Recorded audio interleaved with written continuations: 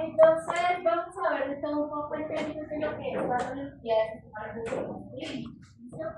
Vamos a pasar por diferentes órganos. Entonces, vamos a arrancar hablando de malformaciones. ¿Listo? Entonces, a nivel de malformaciones congénitas a nivel peniano, ¿cuál va a ser la más frecuente? Epispadias.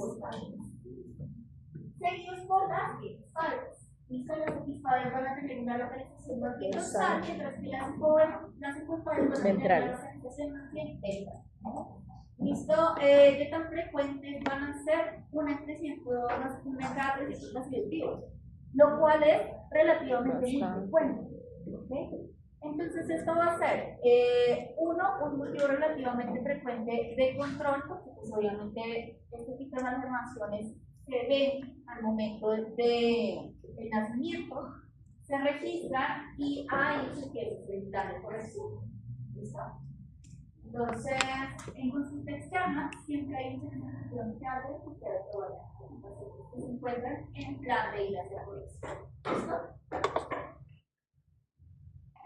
Ahora, las hipospadias tienen asociaciones importantes. ¿Listo? Asociación importante número 1, que es el no. Y asociación importante número 2, hernia inguinal. ¿Listo? Recordemos la regla, hernia que se encuentra, hernia que se corrige. Entonces, documenta una hipospadia, busque si el paciente, 1, tiene ascendido todos los testículos y 2, si tiene alguna hernia a nivel inguinal congénita. ¿Cuál es el problema de los testículos no ascendidos? Me estoy adelantando un poquito, pero no estaremos hablando de eso. Que uno, infertilidad y cáncer. Muy bien. Entonces, esas van a ser las dos complicaciones principales de los testículos no ascendidos. ¿Listo? Uno le da cierto chance a que descienda.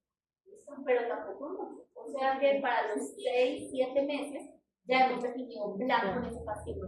¿Listo?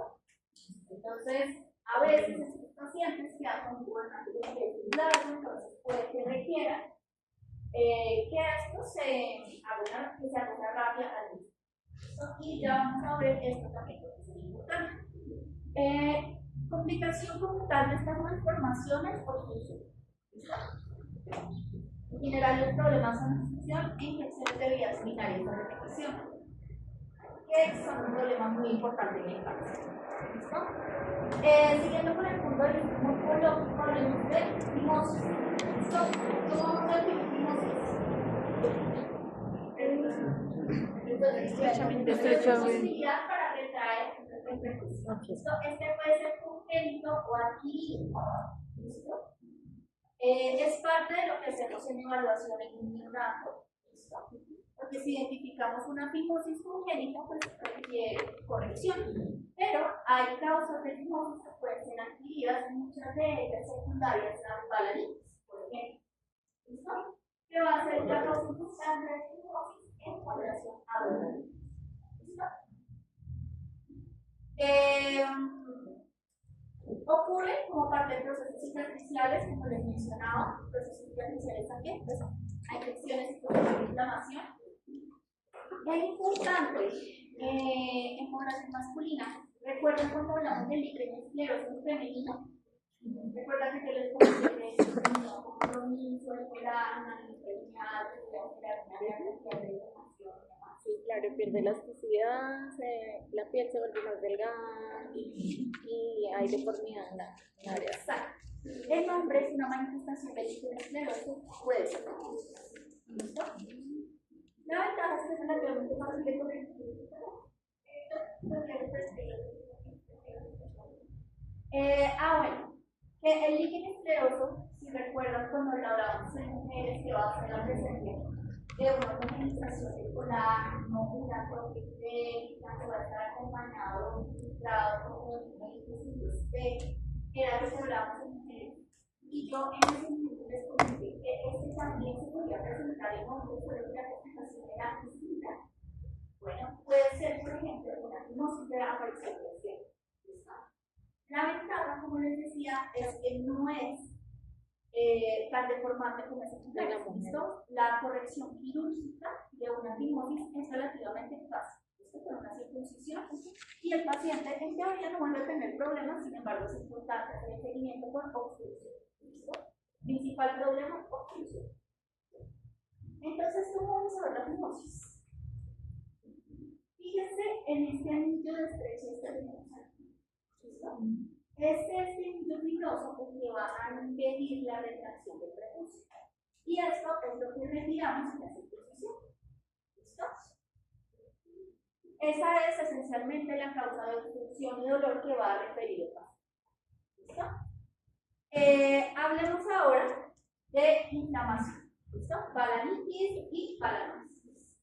¿Listo? Entonces, la inflamación como tal va a ser pues en glande y en prepucio, ¿listo? Así como hablábamos de enfermedades inflamatorias en femenino, las principales causas van a ser enfermedades de transmisión sexual. ¿Listo? En general, importante causa, Gardnerella y Candida. ¿Listo? Ahora, recordemos que la cándida es hasta cierto punto un organismo. Ahora, se considera más bien saprofito en mujeres, como tenemos en hombres, porque al ser bien expuesta y una mucosa, no debería ser un área en la que proliferar tanto. ¿Listo?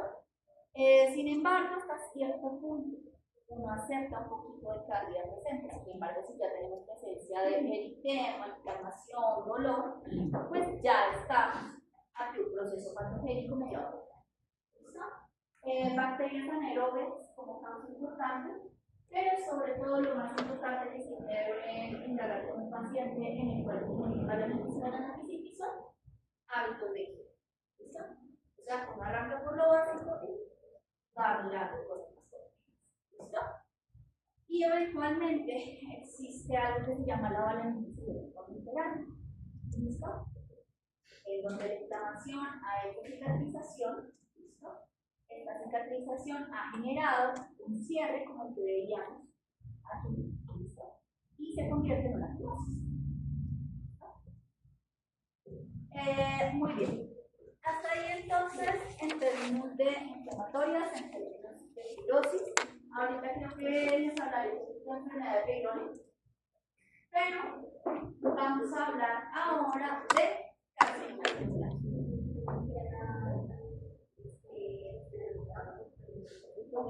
Entonces, esto es lo que tiene un proceso inflamatorio. Este proceso inflamatorio, discutiré las diferentes procesos de la lista que estamos viendo, genera una fibrosis que eventualmente requiere una operación que básicamente tendría la capacidad para tratar el reconocimiento de una fibrosis. Bueno, hablemos ahora un poquito de carcinoma escamocelular. ¿Listo? Una vez más, siguiendo la lógica que estábamos siguiendo en femenino, pues ¿cuál va a ser el tumor maligno más frecuente en pelo? Básicamente carcinoma escamocelular. ¿Por qué? Porque lo que tenemos es piel, o sea, un epitelio plano, estratificado, queratinizado. ¿Y cómo se manifiesta ese epitelio? En forma de carcinoma escamocelular. ¿Listo? Importante, factores de riesgo. Número 1, fumar. ¿Listo? Ese es el factor de riesgo con una, prácticamente cualquier cáncer. Cuando les pidan un factor de riesgo para un cáncer, si dicen fumar, no tienen posibilidad de tratarse. Importante, infección por VPH. Esta pregunta de hecho había surgido cuando hablamos de PI. Claro, VPH así como se asocia con cáncer del cuello uterino, se asocia con carcinoma escamocelular de pelo. ¿Cuáles cepas? Las mismas, 16 y 18. Ahora, aquí podemos ver todo el espectro de lesiones, ¿listo? Podemos ver las fracturas virales, podemos ver lesiones intraepiteliales que siguen la misma lógica que las que veíamos en cervix, que estas ya no se van a llamar NIC, sino PI, ¿listo? Neoplasia intraepitelial peniana.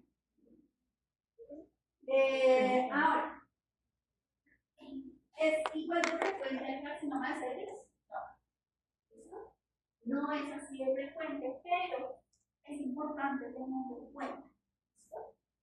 sobre todo en pacientes que cumplan con los factores de riesgo que estamos describiendo, como inflamación crónica, pacientes que tengan infección crónica por VPH. ¿Listo? En este tipo de pacientes, y sobre todo si son adultos tenemos que suspender.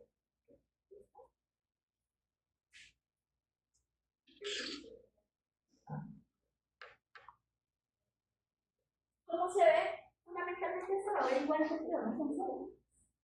¿Listo? Entonces tenemos una distancia en esta comprometiendo todo el desarrollo. Tenemos mitosis alta, tenemos nucleoles prominentes, y básicamente estamos hablando de células displásicas que están apareciendo en el epitelio. Y que comprometen todo. Aquí tenemos otro ejemplo. Entonces, fíjense cómo aquí tenemos algunas mitosis, que son mitosis atípicas de localización alta, y como tenemos una tasa de mitosis bastante alta, ¿listo? Este es el tipo de cosas con las que nosotros en patología podemos decir como, aquí hay personas con celular. Y fíjense cómo la displasia puede ir adquiriendo diferentes morfologías. Entonces, miren cómo estas células son ya más grandes, son más performáticas. Aquí están comprometiendo solo las columnas superiores. ¿Listo? Y creo que la siguiente ya es como tal. El carcinoma estamos seguros. ¿Listo? Bueno, muy bien. Aquí ya tenemos una imagen un poquito más de lejos, entonces fíjense cómo no es solo un área la que está comprometida, sino que es bastante extenso, ya que es un compromiso muy grande. ¿Listo? Estos pacientes muchas veces acaban requiriendo resección de ganglios inguinales. ¿Listo? Este es un T16. El T16 usualmente es como tal los cánceres en donde aparecen en parte por la influencia del VPH. Entonces podemos documentarlo mediante el histoquímico. Entonces este es un T16 positivo. En la histoquímica es marrón positivo. Es decir, ellos reaccionan a esa tinción. Básicamente, la respuesta es un poco más compleja porque P16 realmente es un gen. Lo que pasa es que la mutación del P16 se asocia de forma bastante estrecha con la infección crónica a virus del papiloma humano. ¿Es el único que genera la mutación de P16? No. ¿Listo? Pero la OMS sí divide los carcinomas esquemocelulares, tanto en hombres como en mujeres, en régimen genital, a si están asociados a infección por VPH, a si no están asociados a infección por VPH. ¿Listo? ¿Eso qué quiere decir? Que también podemos tener carcinomas esquemocelulares que no se deriven de infección por VPH. ¿Listo? Entre otras cosas, una correlación. ¿Listo? Correlación al P16, correlación a si uno prueba de serotipo y encontró una infección clínica por serotipo de alto riesgo. ¿Listo? Esas lesiones, ¿cómo se van a ver? Usualmente los carcinomas esquemocelulares se van a ver sí como lesiones exofíticas, curvadas, grisáceas, descamativas, pero a veces pueden verse como placas y tengan muchos días en pacientes de la las úlceras crónicas muchas veces, si son efectivamente la manifestación de un carcinoma esquemocelular, es porque ya está en fase final. ¿Listo? Entonces tenemos un espectro de presentación más frecuentemente que van a ver pacientes con verrugas virales. ¿Listo? Esas se pueden resecar, se les puede hacer histología común y corriente y ellos decimos, es una verruga viral o hay una neoplasia epitelial penetrante bajo viral. ¿Listo? Pero eso se convierte en un importante factor de riesgo porque nos habla que el paciente se ha encontrado en exposición. ¿Listo? Y ya para cerrar con este órgano vamos a hablar de enfermedad de Peyronie. ¿Listo? Entonces, ¿qué es la enfermedad de Peyronie? La enfermedad de Peyronie es básicamente la presencia de una curvatura anormal secundaria a un engrosamiento fibroso de la fascia de Buck. ¿Listo? ¿Y por qué ocurre este engrosamiento? Puede ser por trauma, ¿listo? Pero muchas veces se asocia con procesos fibróticos anormales en el paciente. ¿Listo? Entonces, ¿esto qué quiere decir? Que la enfermedad de Peyronie nos está hablando que las fases de este paciente en general tienden a recogerse, a hacer fibrosis y a veces calcificaciones. Entonces voy a poder encontrar alteraciones similares en otras áreas, como por ejemplo nódulos fibrosos a nivel de la palma de la mano. ¿Listo? Entonces, ¿yo qué veo? Una proliferación de fibroblastos. Y estos fibroblastos eventualmente pueden calcificarse porque les estoy mencionando que producen una fibrosis anormal el que tiene este paciente. ¿Listo? ¿Qué otra cosa sería importante? Bueno, como causas, en general lo que se propone es microtrauma. ¿Listo? ¿Qué es lo que pasa? Eso quiere decir que lesiones que normalmente no deberían generar un proceso fibroso de tal magnitud, pues las están. ¿Listo? Eso es lo que se propone en general como causa. Pero muchas veces es muy difícil establecer el momento cero en el cual el paciente recibió el trauma que llevó a este proceso fibrótico. ¿Listo? Usualmente, ¿qué se hace con estos pacientes? Se reseca la fase que está engrosada. ¿Cuál es el problema? Que si estamos hablando que este paciente tiene un proceso de fibrosis excesivo a nivel sistémico, pues puede realizarse. ¿Listo? Complicaciones importantes, obstrucción. ¿Listo? Isquemia en el peor de los casos. ¿Listo? Entonces, quiero que comparemos estos dos cuerpos cavernosos. ¿Listo?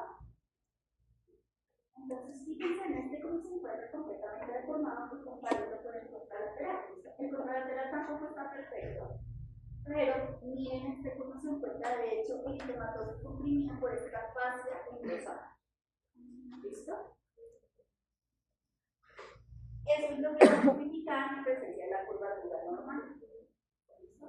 Y cuando yo lo miro en histología, me voy a dar cuenta que tanto este como este tienen un colágeno muy grueso, muy rosado, similar al colágeno que estábamos viendo en las enfermedades por esclerosis. Así que esta comparación de hecho es muy interesante porque uno puede ver la comparación macro con la comparación micro. Entonces ahí ustedes pueden ver como este colágeno grueso, rosado, es un colágeno que es básicamente un tejido de la piel.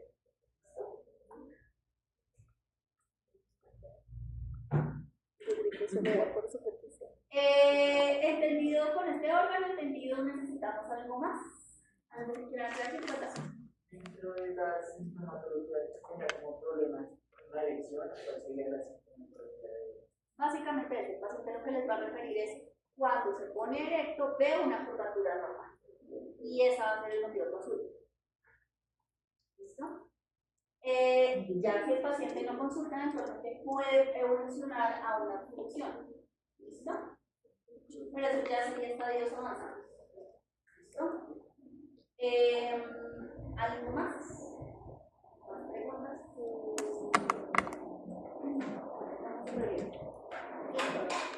Entonces vamos a hablar ahora del prostagir. ¿Listo? Empezamos hablando un poquito de prostatitis. ¿Listo? Entonces, ¿cuáles van a ser las principales causas de prostatitis? Una vez más, enfermedades infecciosas. ¿Listo? Pero, importante que no van a ser originales. Vamos a tener causas bacterianas, vamos a tener causas crónicas bacterianas y muy importante para nuestra población es tuberculosis. ¿Listo? La tuberculosis cuando se disemina se vuelve muy difícil de erradicar. ¿Listo? Y específicamente cuando se anida en próstata se vuelve complicado llegar hasta ahí. Y ahí iría por torrente sanguíneo, ¿sí? ¿Viene? Ahí llegaría por torrente sanguíneo. Ahí viene la cosa. Hay dos formas. Entonces, una es tener un paciente profundamente inmunosuprimido en donde llega por torrente sanguíneo, ¿listo? Porque el paciente tiene una tuberculosis pulmonar, que esta es la menos frecuente en menos frecuente de los escenarios. El escenario más frecuente es que sea específicamente el bacilo de la categoría. Resulta que hay un tratamiento para cáncer de vejiga, en donde lo que vamos a investigar es este bacilo. Y resulta que este bacilo va a generar una respuesta inflamatoria que nos va a ayudar a deshacernos de los carcinomas uroterianos de bajo grado. ¿Cuál es el problema? Que este bacilo puede subir y generar una prostatitis secundaria. Entonces, bien, porque el paciente no requirió resección de su vejiga, es una cirugía tremendamente mórbida. Bien, porque el paciente está recibiendo un buen manejo para cáncer, efectos secundarios. ¿Listo? Entonces, eventualmente podemos encontrar estos pacientes que van a tener esta prostatitis crónica. ¿Listo? Ahora, causas crónicas, tenemos causas no bacterianas como por ejemplo hongos en pacientes profundamente inmunosuprimidos. Entonces, pacientes profundamente inmunosuprimidos siempre pensamos en pacientes de VIH, pero no olvidemos el COVID. Hay un proceso que ustedes deben siempre tener en cuenta, que es el proceso de inmunosenescencia. ¿Listo? La inmunosenescencia es la forma como el sistema inmune se va debilitando en la medida que el paciente va creciendo. Entonces, hasta cierto punto, un proceso normal, ¿listo? Pero se ve agudizado, por ejemplo, por comorbilidades, ¿listo? Por déficits nutricionales, ¿listo? Y eventualmente, en la medida que vamos sumando cosas, ¿listo? Tenemos un paciente profundamente inmunosuprimido sin una causa aparente hasta que lo miramos. Y ahí puede que tengamos una prostatitis crónica secundaria aún.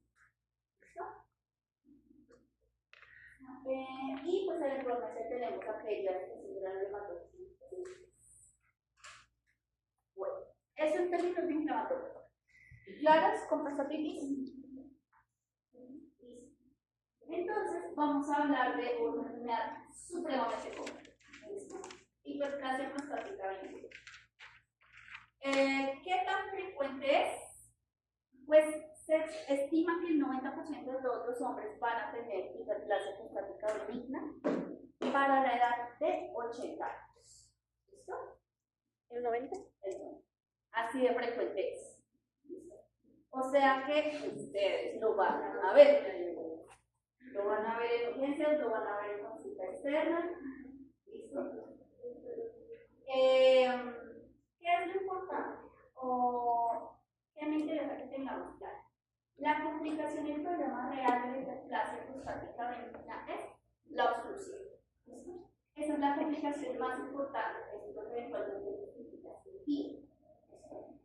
¿Por qué? Porque lo que se está engrosando es la porción central. Esto lo que está creciendo y proliferando es la porción central de la próstata. Entonces esto va a obstruir la uretra prostática, justo cuando sale de la vejiga. No, pero es que llega tanto adulto mayor con sonda. Esos adultos mayores con sonda que ustedes ven, la mayoría van a ser por hiperplasia prostática benigna. Y van a ver muchísimos. Y claro, la sonda no es completamente inocua porque, por ejemplo, se convierte en un factor de riesgo para infecciones urinarias. No, y a cada ratito tienen que ir a cambiarse la sonda porque obstruyendo su... Exactamente. Entonces, muchos de esos pacientes, de hecho, acaban en cirugía y acaban haciéndoles prostatectomías. Hay dos modalidades grandes a nivel quirúrgico, que sería la transperitoneal, en donde lo que hacen es entrar y sacar la próstata, ¿listo? Que sería una resección no oncológica, entonces no le sacan vesícula seminal. Y la otra es la resección de la cirecuela, en donde básicamente entran como con una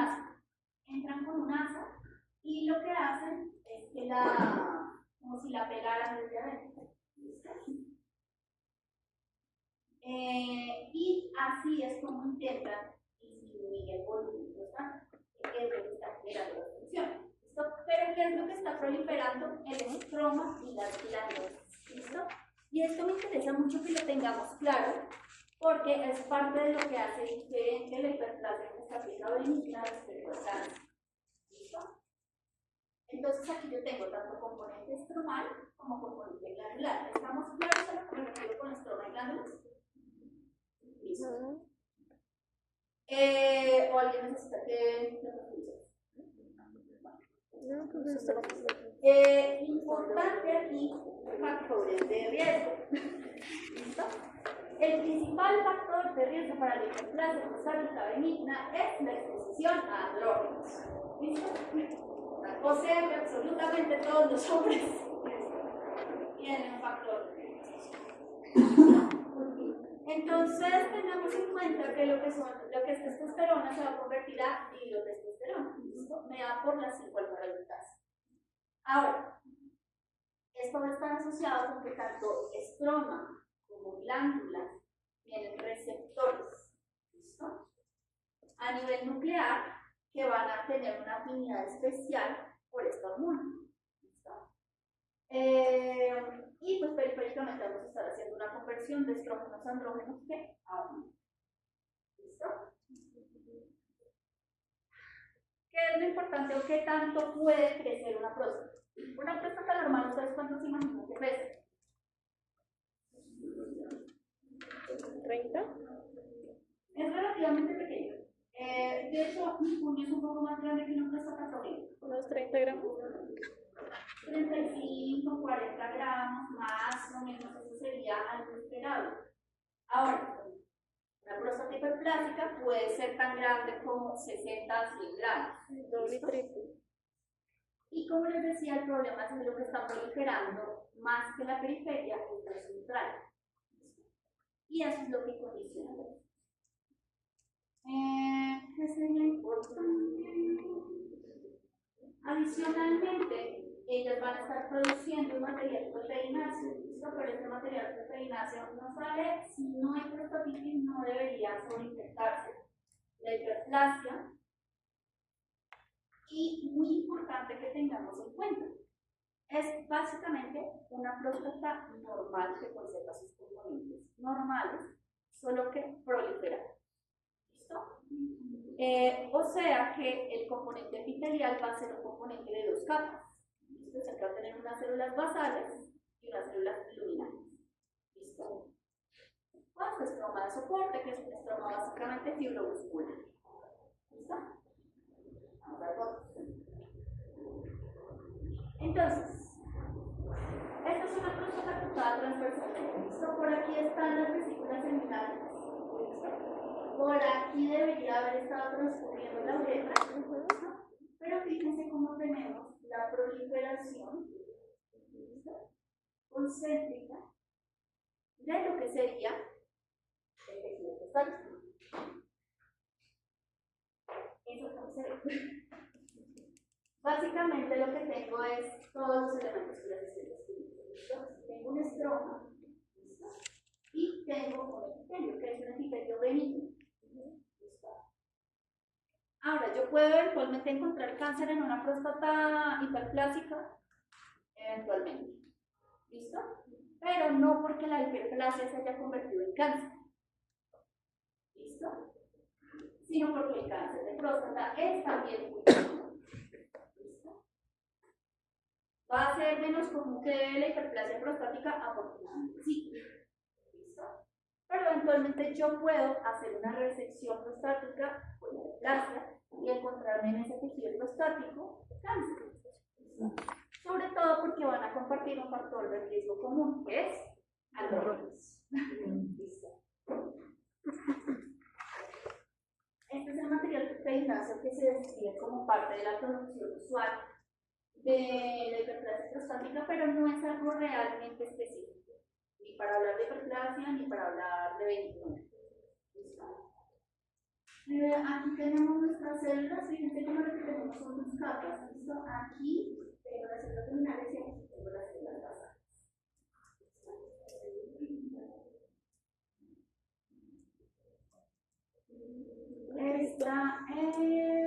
Esta es una vejiga. Ah, claro.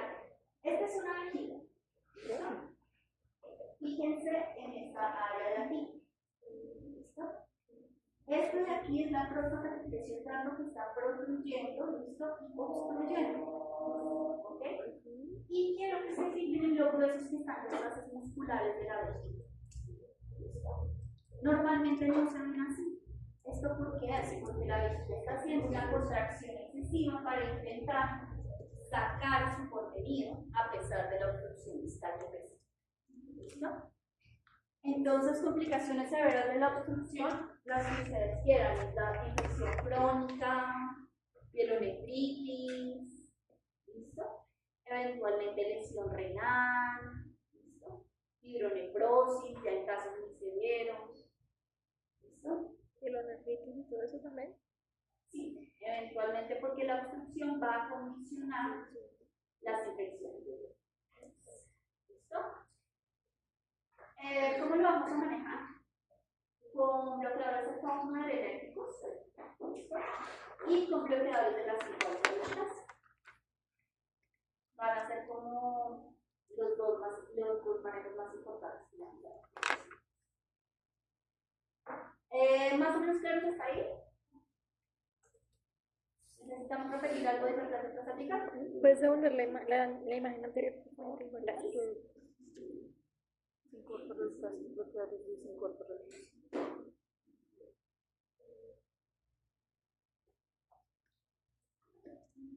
Listo. Como les decía, la clase es relativamente rápida. Hoy creo que hablamos de lo general de cáncer de próstata y mañana hablamos de morfología. ¿Listo? Porque morfología ya es un poquito más avanzado.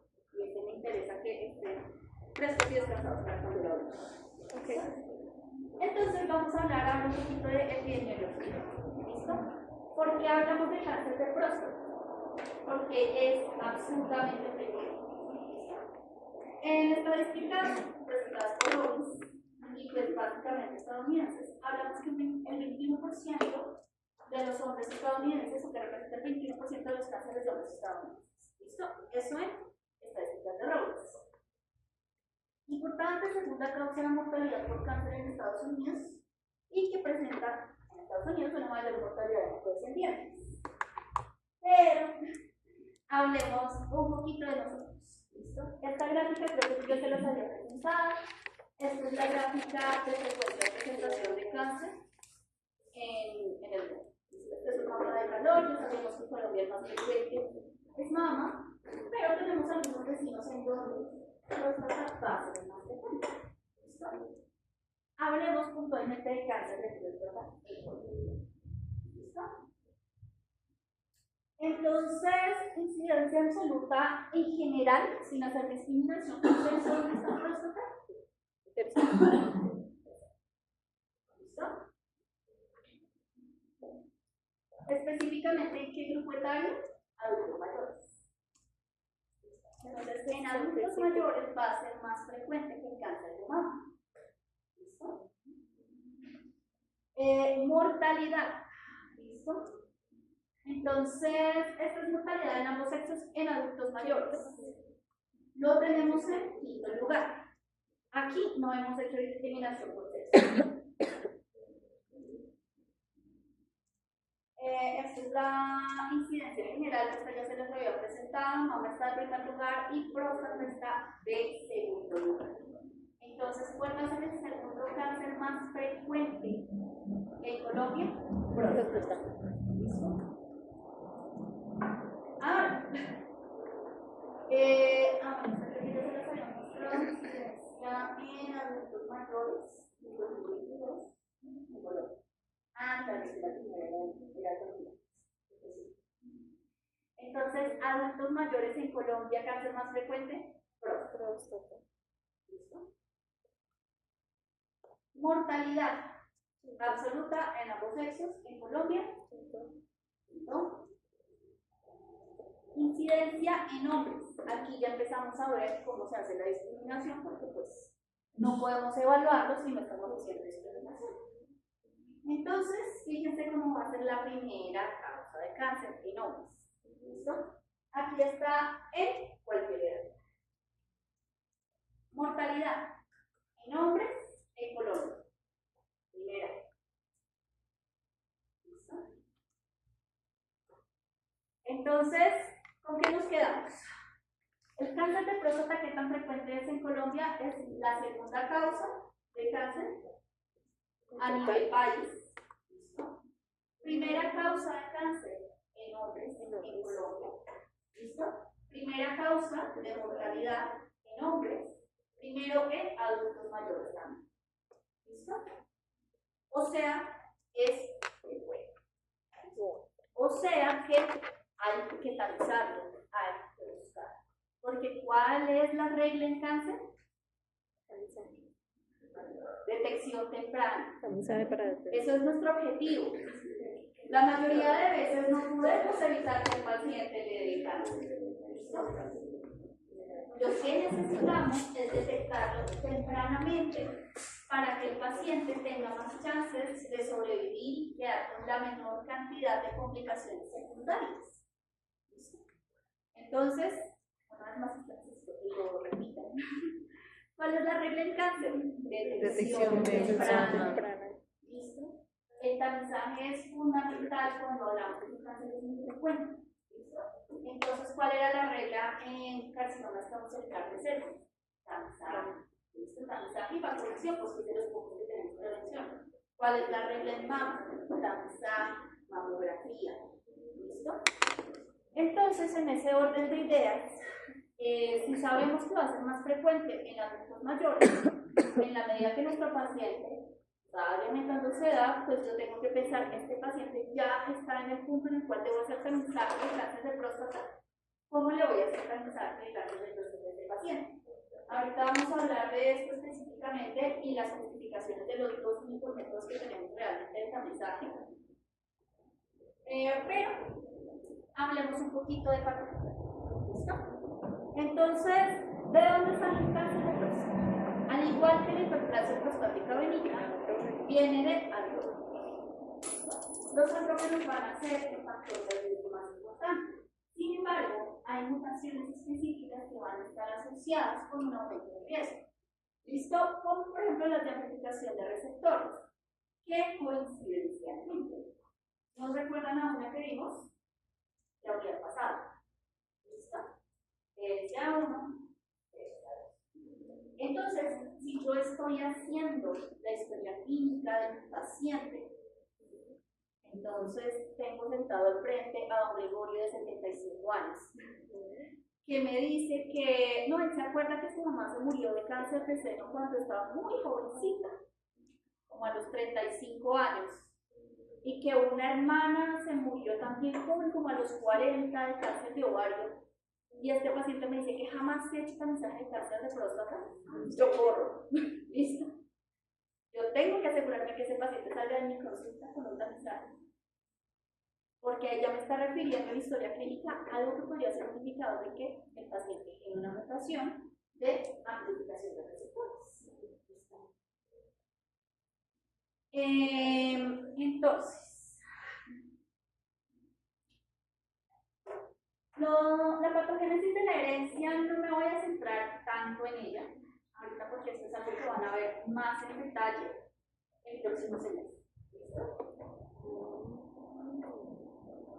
Pero me interesa que hablemos un poquito de los genes, porque quiero que los vayan conociendo, porque como tal vamos a irlos desglosando cuando estemos hablando fundamentalmente de patogénesis del cáncer en el próximo semestre. Entonces, usualmente va a estar asociado con mutación de MYC. La mutación más importante asociada a cáncer de próstata va a ser BRCA2. ¿Listo? Va a tener una asociación familiar y eventualmente tiene asociación con inestabilidad retrosatelital, que es eventualmente en historia clínica lo vamos a encontrar como síndrome de Lynch. Entonces, digamos, el paciente me dice que como antecedente tiene que le resecaron el colon por un tumor maligno Y cuando yo me meto a revisar su historia clínica, veo que en el reporte dice que tiene una estabilidad microsatelital, yo pienso, ok, este paciente puede que de pronto no esté en el rango de edad para ser tamizaje, pero tiene un riesgo. ¿Listo? Puede que sea prudente empezar un tamizaje temprano con él. ¿Listo? Esto es básicamente lo que les estaba explicando. Ahora, casi todos los tumores tienen su versión in situ. ¿Listo? La versión in situ es el tumor cuando está empezando y todavía no pasa la temperatura. En próstata se llama PI, neoplasia intraepitelial. ¿Listo? Y eventualmente lo podemos referir como PI de alto grado. ¿Listo? ¿Por qué me interesa que conozcan el término? Porque eventualmente a ustedes les puede llegar un reporte de patología del paciente. Y es importante que ustedes entiendan que cuando les estamos diciendo que tenemos un PI, una neoplasia intraepitelial prostática, no estamos hablando como tal de cáncer, pero este paciente está caminando hacia él. Este paciente no se puede quedar con, tranquilo señor, no tiene cáncer, sino con vigilancia. ¿Listo?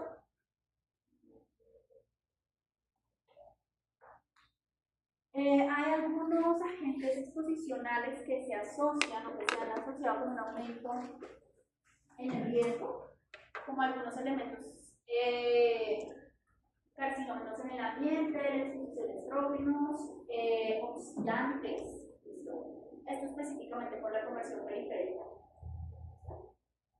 Y la dieta de tipo occidental. ¿Listo? Ya pues la dieta de tipo occidental es la que consumimos. ¿Listo? Usualmente, ¿qué se mete en ese tipo de dieta o qué se mete en ese factor de riesgo? Dietas ricas en azúcares, grasas, grasas saturadas. ¿Ok? Entonces, eso viene siendo factor de riesgo. ¿Qué otra cosa viene siendo importante aquí? Una mutación que van a ver casi cualquier cosa. La del P53, que también no la encuentran. Y cuando estén revisando vías de comunicación celular, van a ver que es muy importante desde el punto de vista del control en el ciclo celular. Las mutaciones de RB, que son las de retinoblastoma, que básicamente cumplen la misma función de control en el paso del ciclo celular.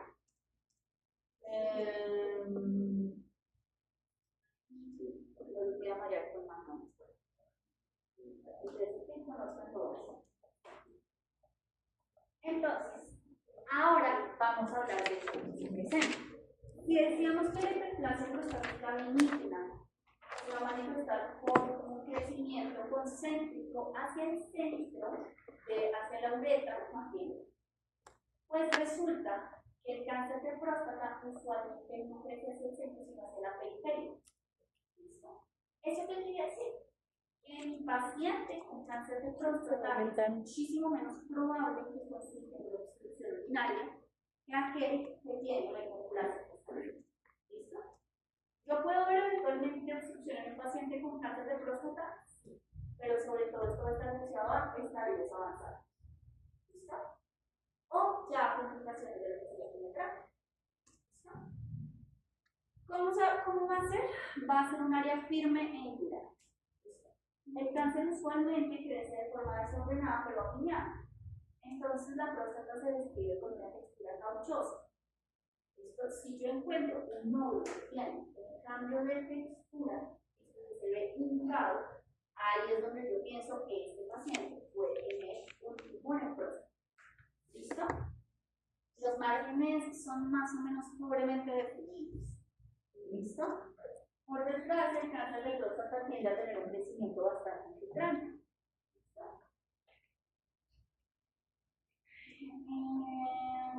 Y la parte de micro creo que la podemos dejar para mañana.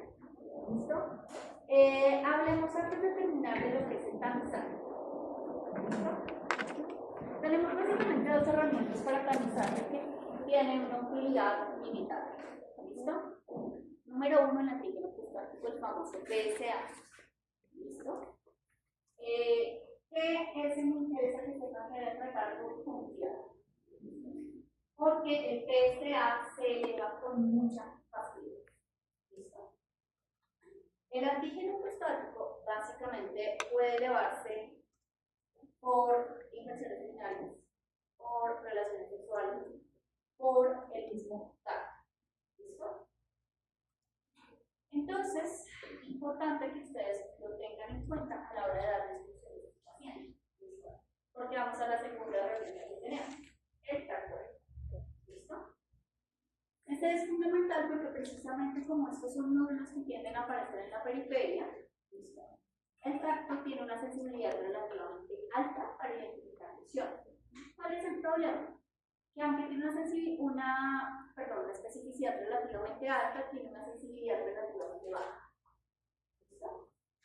Entonces, esas son realmente las dos herramientas de las que disponemos. ¿Listo? Pero no usualmente las combina, mira factores de riesgo y así es como intentamos hacer detección temprana. Ahora, uno como confirma la sospecha diagnóstica con biopsias, biopsias transrectales. ¿Listo? Se toman 2 cilindros por zona, hay 6 zonas en la próstata, ¿listo? Superior, medio, inferior, de derecha e izquierda, y se examinan para intentar identificar si hay o no. ¿Listo?